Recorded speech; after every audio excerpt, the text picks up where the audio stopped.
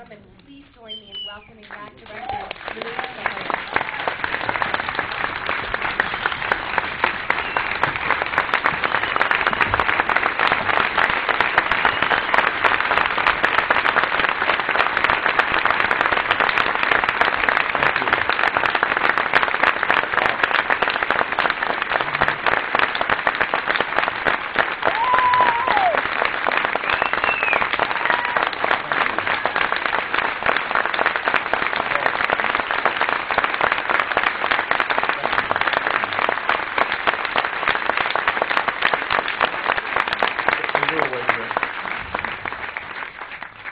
The director, John Ford, said that making a film is a lot like painting a picture with an army.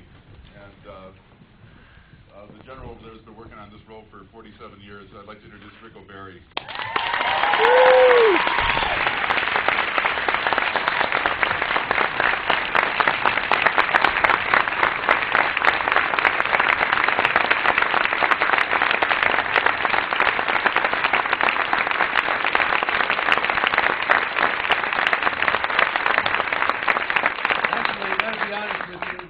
This is a host. This is just a movie. I'm an actor. Not just kidding. It's real. It's all real. That's the frightening part. But the good news, this movie that Louis, Fisher Stevens, Jeff Richmond, Mark Monroe, and the crew made has the power to stop this slaughter. I feel sure of that. I feel that this is strong enough to stop that slaughter. It's been going on 400 years, and art is what's going to bring it down. And I'm just thrilled about that.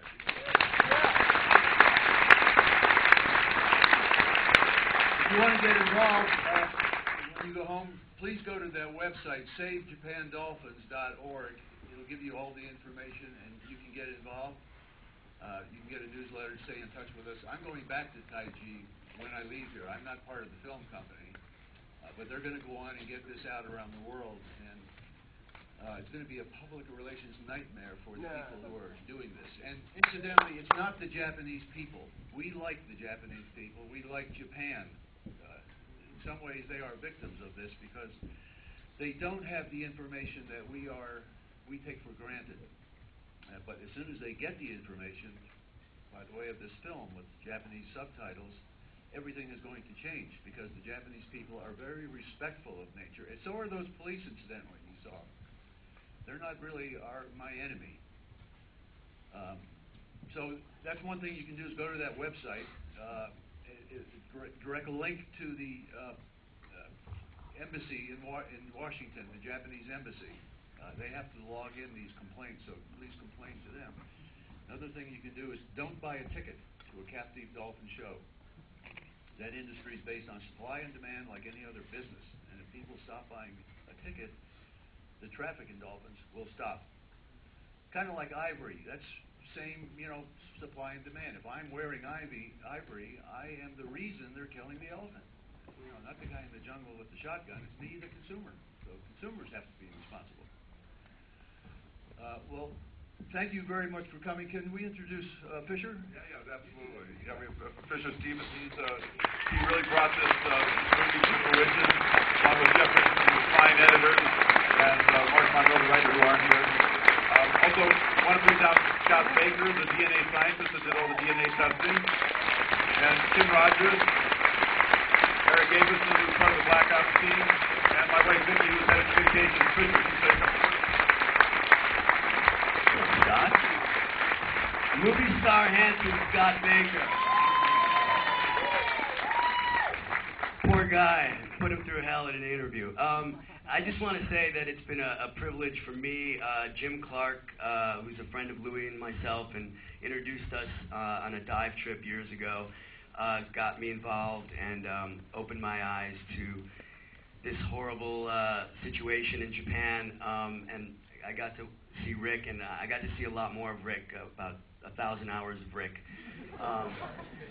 including those incredible, what went on in the hotel before what you saw. No, just kidding. Okay, it's early Sundance. I'm just trying to wake up through. Anyway, that was tasteless. I'm sorry. So these guys risked their lives, obviously, and had an incredible, incredible adventure. And I'm just grateful for Louis for having the brains and the balls to go in there and do what he did. And tell your friends to support this cause. And it is a bigger, as Rick says in the movie, and to me, it's a bigger cause. It's not just about the dolphins. It's about respecting all the oceans, all 70% of the water on the planet, as Louis will tell you, the slogan of OPS. And watch the fish you eat. Be careful of the fish you eat, because they are getting more and more dangerous as time goes on. And I guess we could open it up for a Q&A. Yeah, absolutely. Well, actually, Scott, do you have anything to say? Because he does some fascinating work. Aside from the work he did with, in addition to the DNA work with the dolphins, he was also finding. Do you want to talk about the other animals that you're finding in the? Yeah. So first I would like to agree with Rick that it's not the Japanese people. They don't get this information. Wherever any part of this appears in the Japanese press, there's a full page section next to that by the government. So their media is not free in the way that we take it for granted here. But I've been going to Japan since 1993, first with an interest in what species of whales were really being sold on the markets. Not the small dolphins. I was totally unaware of that hunt and the sale of those at that time. And I was unaware of the sale of protected whales. I was rather naive. So we've been documenting now the species identity of probably more than 2,000 products, little bits of whale meat that we buy. And we're finding many examples of protected species and many cases of misrepresentation. So dolphin meat is sold right next to $600 a pound fin whale sashimi, and I'm not commending that to anybody, but there's a big difference in the health risk of a piece of fin whale from the southern hemisphere and a piece of bottlenose dolphin from Taiji. So these are serious public health risks, but they're also serious issues for the conservation of dolphins. The example of the disappearance of dolphins from Iki is I think, a classic.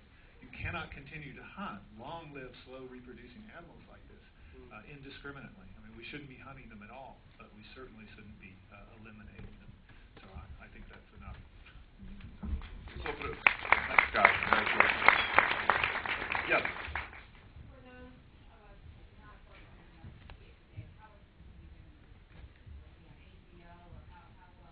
We're working on it right now. That's a. The question is, how can you see it if you're not at Sundance, the film? We're going to try to get it out there in as many markets as possible, including Japan. The point of Sundance is to showcase your film and then find a distribution outlet, distributors, maybe there's some in this room, who will then